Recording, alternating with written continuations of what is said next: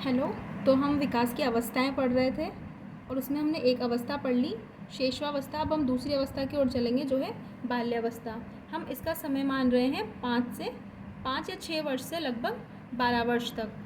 अब हम देख लेते हैं इसके अन्य नाम क्या क्या हैं, किस मनोवैज्ञानिक ने क्या नाम दिया है। तो सबसे पहले है फ्रायड। सिगमंड फ्रायड ने क्या नाम दिया है? निर्माण काल।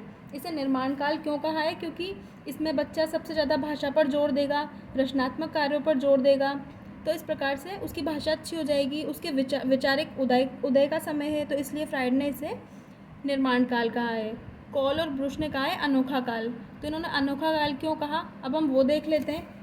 क्योंकि हम देखते हैं कि 6 वर्ष के बालक में उसका स्वभाव उग्र हो जाता है।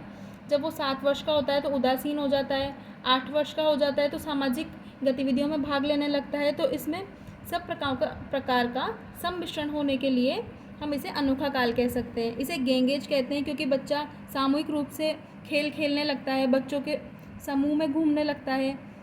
कहीं भी आप उसे मिट्टी में खेलते हुए देखेंगे, बच्चा मिट्टी में सना हुआ दिखाई देगा, इसलिए हम इसे डर्टी एज कह रहे हैं।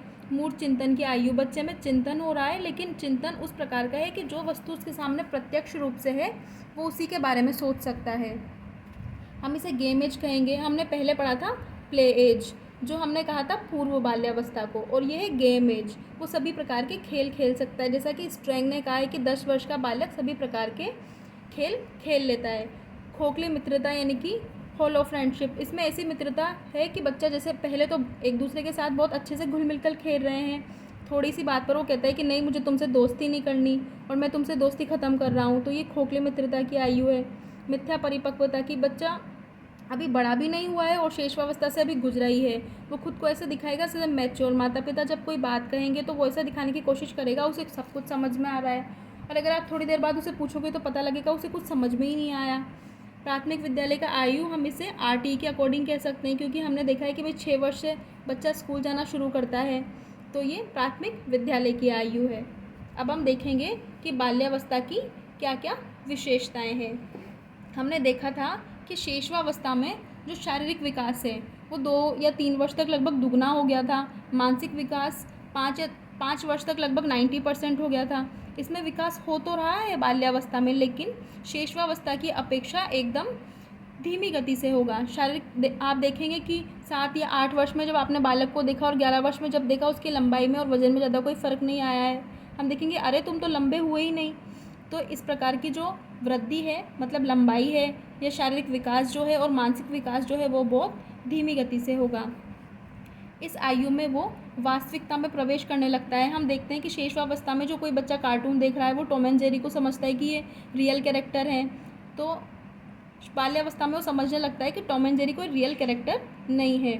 संग्रह की प्रवृत्ति, संग्रह की प्रवृत्ति का हम एक और भाव निकाल सकते हैं कि इसमें बच्चे में स्वामित्व की भावना आ जाती है, कि वो किसी भी वस्तु पर अपना हक जमाने लगता है कि ये वस्तु मेरी है, अधिकार जो है, इसलिए वो वस्तुओं को कलेक्ट करने लगता है। इसलिए उसमें संग्रह की प्रवृत्ति आ जाती है।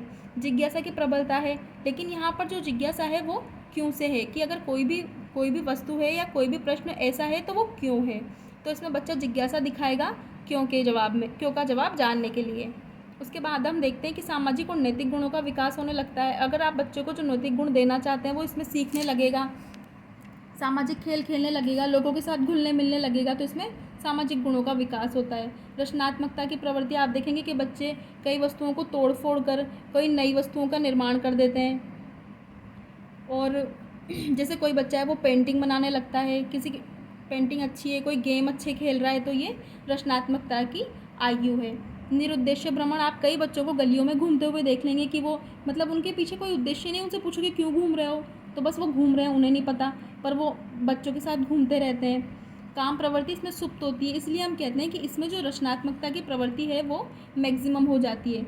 अब जैसे कि फ्रायड ने काम प्रवृत्ति को लिबिडो माना है, यानी कि एक एनर्जी माना है, तो वो देखेंगे कि जब इसमें काम प्रवृत्ति सुप्त है तो वो ऊर्जा को कहाँ पर लगाएगा, तो इसमें जो ऊर्जा है वो उसको रचनात्मकता में लगाता है। इसलिए ये वर्ष इस उम्र में सबसे ज़्यादा रचनात्मकता होती है। उसके बाद है कि वो सामूहिक खेलों में सामूहिक खेलों में उसकी रुचि होने लगती है। वो पहले जहाँ खुद में अकेला खेलता था, आत्म प्रेम की भावना थी और स्वयं पर ध्यान दे रहा था, अब वो सामूहिक खेल खेलेगा, कई बच्चों के साथ खेलने लगता है। समलैंगिक मित्रता है, अगर कोई लड़का है तो वो लड़के के साथ ही दोस्ती करेगा, और लड़की है तो लड़की के साथ ही दोस्ती करेगी, और वो वैसे ही खेल खेलना पसंद करते हैं जैसे लड़कियां आपस में कोई खेल खेल रही है या लड़के आपस में कोई खेल खेल रहे हैं। इस वर्ष में तार्किक और वैज्ञानिक कार्यों में रुचि लगने लगती है। हम देखें कि 11-12 वर्ष में कोई बच्चा है उसका साइंस में इंटरेस्ट आ गया है, किसी बच्चे का सामाजिक में इंटरेस्ट है, तो अगर साइंस में इंटरेस्ट है तो वो वैसे प्रैक्टिकल्स पे ज़्यादा जोर देने लगता है, उसे उसमें मज़ा आने लगता है। संवेगों में स्थिरता आ जाती है, जैसे अगर किसी बच्चे को डांटा और वो बहुत गुस्सा हो गया तो वो देखता है कि दूसरे ही पल वो खेलने चला जाता है, उसे ज़्यादा फर्क नहीं पड़ता, फिर भूल जाएगा किसी ने उसे डांटा था।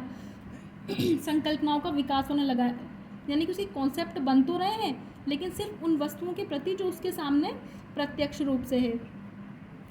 बहिर्मुखी प्रवृत्ति का विकास होने लगता है। देखेंगे कि बाल्यावस्था में बच्चे हमेशा बोलते रहेंगे, चुप बहुत कम रहना पसंद करते हैं, हर अवस्था में सामाजिक होना पसंद करते हैं, तो बाल्यावस्था के बच्चे बहिर्मुखी प्रवृत्ति रखेंगे। विभिन्न रुचियों का विकास होने लगेगा, कोई खेल में रुचि लेगा, किसी की पढ़ने में रुचि है, किसी की गार्डनिंग में रुचि है, प्रतिस्पर्धा की भावना आ जाएगी। अगर नेगेटिव पॉजिटिव दोनों प्रकार की प्रतिस्पर्धा कह सकते हैं। अगर किसी बच्चे ने देखा कि उसके मित्र के पास साइकिल है तो वो कहेगा कि मेरे पास भी साइकिल होनी चाहिए।